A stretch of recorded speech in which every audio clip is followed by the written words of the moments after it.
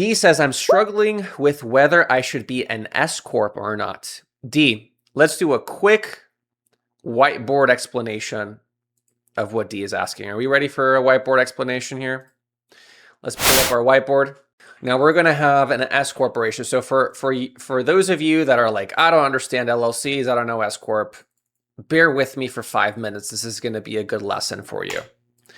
When most people start a business, let's say Steven starts Steven's car wash. When most business owners start a business, they open up an LLC. A lot of people think they start an LLC because they get a lot of tax benefits from it, which is not the case. So you start an LLC, you start making money, and you hear about this S corporation thing, C corporation thing, and you don't know what the heck the difference is. So an LLC can be taxed in multiple ways. Okay, we're gonna talk about those right now, really quick. This is a quick tax lesson for everybody. An LLC can be taxed as a Schedule C. This is known as a disregarded entity or a sole proprietor. That goes straight into your personal tax returns. The second way you can tax an LLC is as an S corporation. Okay? The third way an LLC can be taxed is as a partnership. And believe it or not, an LLC can also be taxed as a C Corp. Now, the question is, I'm a business owner and I just don't understand when to convert to this, when to convert to that. Where are the tax savings? I'm going to explain it to you. 95 to 99% of small business owners, in my opinion, okay, this is my opinion, have no business being a C Corp. That's my opinion. I don't like the double taxation. I don't like the pass-through losses, the lack of pass-through losses in a C corporation. I don't like C Corps. I don't think they make sense. Okay, so just disregard that. Let's move on with these three.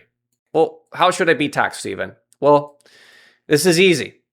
If you have more than one partner, let's say, for example, it's you and your friend that started this car wash, it's you and your brother, you're automatically going to be a partner, taxed as a partnership, which is a 1065 tax return, okay? That doesn't apply to you? All right, let's move on to these two. So now we have Schedule C and an S corporation. All right, so which one should I be?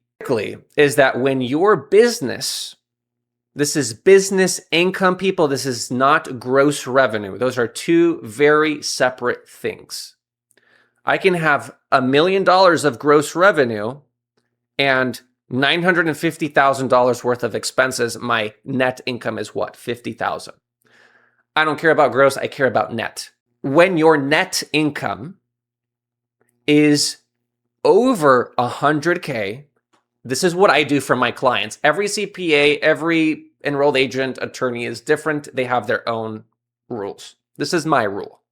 When you're over 100K, 100 grand in profits, we're going to convert you over to an S corporation. So what's going to happen is that's going to go away and you're going to report taxes on what's called an 1120-S. So now you're going to have your personal tax return, people, and now you're going to have a business tax return. The S corporation, you reported everything on Schedule C, which is on your personal tax return. Now you have a separate tax return. Now, what's the tax savings? Oh, I just want to talk about the tax savings, Steven. I don't care about this stuff. Okay. I'm going to pull up this Excel spreadsheet for you guys so you can see what, generally speaking, the tax savings are. So don't quote me on this, people, right? Like, we're just trying to give estimates. So let's say we pay ourselves $50,000.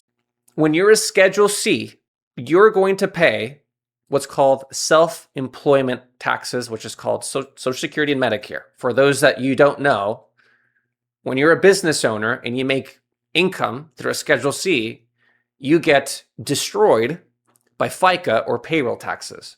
So you're going to pay roughly $15,000. You're going to write a check to the IRS for $15,000. With an S corporation, The difference is that you only pay self-employment tax on whatever you pay yourself as a salary. You guys get that? You only pay Social Security and Medicare on what you pay yourself as a salary. So in this example, we're doing 50 grand as a salary. This other 50 grand is not subject to FICA. So we saved ourselves $7,700 a year by just being taxed as an S Corp. There you go, people.